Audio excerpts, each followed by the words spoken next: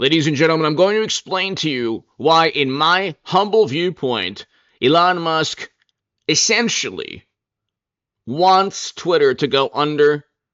It's actually, perhaps, in my view, part of a long-term strategy to silence or to address very powerful and influential critics of his businesses, people who would go after him through the government, through Twitter, through social media, people who might stop him or try to impede financial or business progress by using a very warped sensibility that runs many social media platforms, a very warped, left-leaning, cult-like sensibility that actually influences and runs social media algorithms and platforms.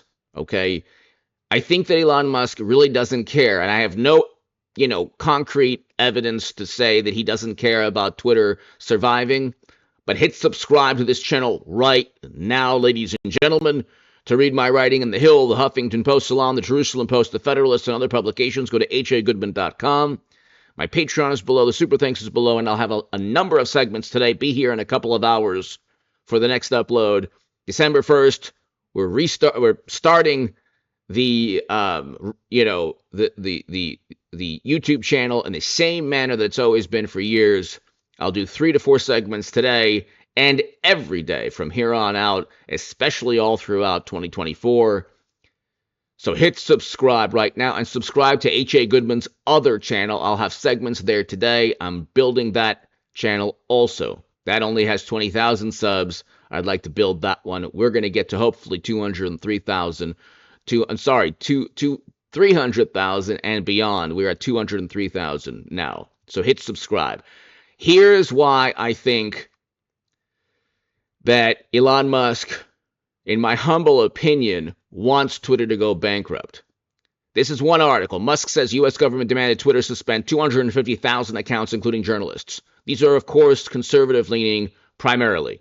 The Democratic Party, liberal activists, people on the left used Twitter for years to gain political momentum, to silence critics, to shun, embarrass, or I should say really excommunicate people from the public square. Twitter was not a place for free speech. Now, it was a place where a liberal Democrat or a far left, activist or a watchdog group or some kind of media group, specifically the ones that Elon Musk is battling right now, could complain to Twitter. Twitter could then silence and suspend an account or kick it off the platform, which would then harm the journalist or the business or the person being kicked off. Okay? That would lead to other articles saying this person was suspended. They're basically kicked out of the town square, the global town square, and they no longer had their viewpoints taken as seriously or in the same manner again because they were viewed as having been kicked off of Twitter for some terrible, despicable reason. Twitter was used, is still used, and will likely be used in the future against Elon Musk. Okay? He has political and business competitors, adversaries, perhaps even enemies. Twitter is used by those people to silence, to combat, to shun, to excommunicate anyone they don't like. Elon Musk, Donald Trump. I don't have Twitter. I got off of Twitter at the end of 2018 because I knew all of this would take place. It is a way to filter. It is a way to impose a certain very warped liberal viewpoint or left-leaning viewpoint upon the world. The reason is because, generally, if things are not forced upon you if, for example, the government or social media algorithms don't filter or lie by omission, or media if they don't lie by omission, if you don't have 24/7 negative news coverage of Trump, he runs away with it. If you don't have Twitter enforcing certain sensibilities, nobody really cares about the words they use or the opinions they have. They care to an extent, but before Twitter, not everyone could be labeled prejudice or a bad human being just with a tweet.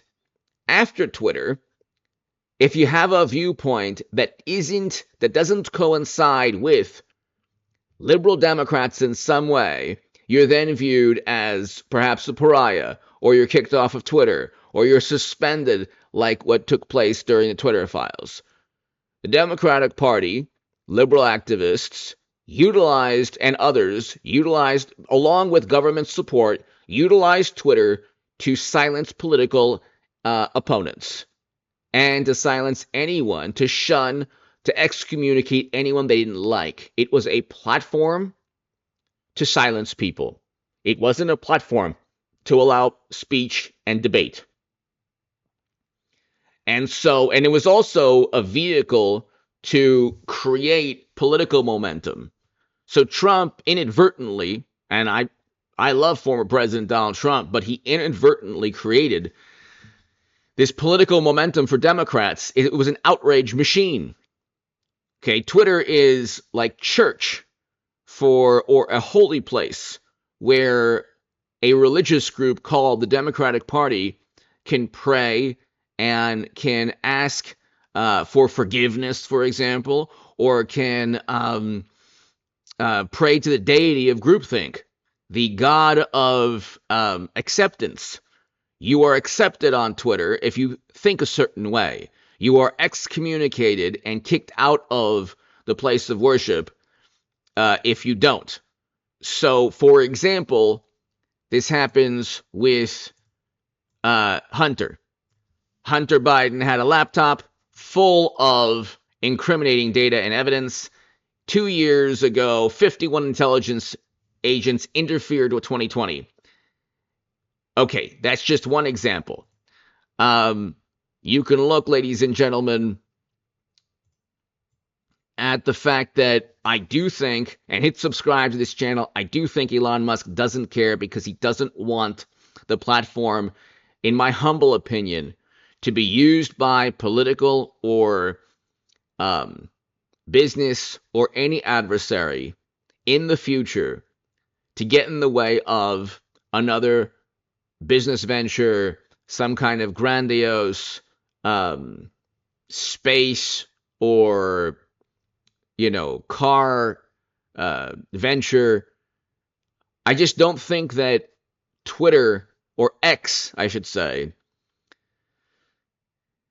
is something that, in my humble view, I don't have any concrete evidence for this, I'm just giving my opinion. I don't think that he wants ultimately for it to survive. I think that he tried to keep it afloat and to resuscitate some life into it, but it's inherently a destructive platform because it's utilized by one political party, the Democratic Party, one ideology, left to far left of center.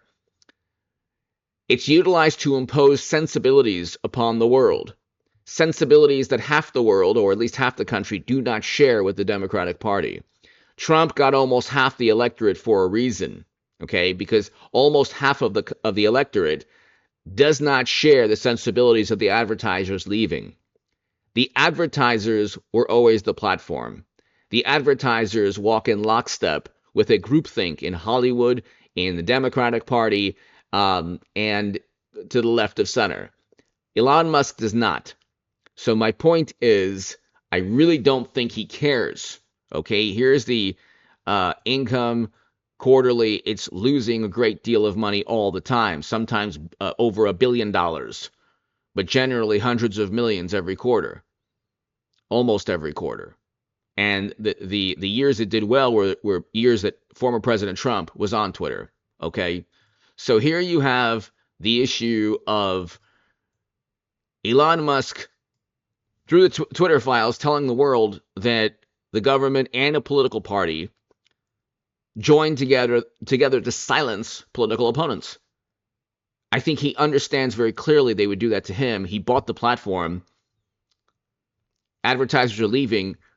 The hilarious thing is that it would be the worst thing for the Democratic Party and that cult. The cult is actually not Trump. The cult is actually the Democratic Party and people who, like, for example, shun friends and family or excommunicate them. But the worst thing that could ever happen to the political ideology left of center is not having Twitter anymore, and Elon knows that. Give me your thoughts below. Hit subscribe to this channel right now. I do think that Elon Musk ultimately has no problem with Twitter going under because it helps him politically and in terms of business. It just helps him tremendously, as I've explained in this segment. Give me your thoughts. Thank you.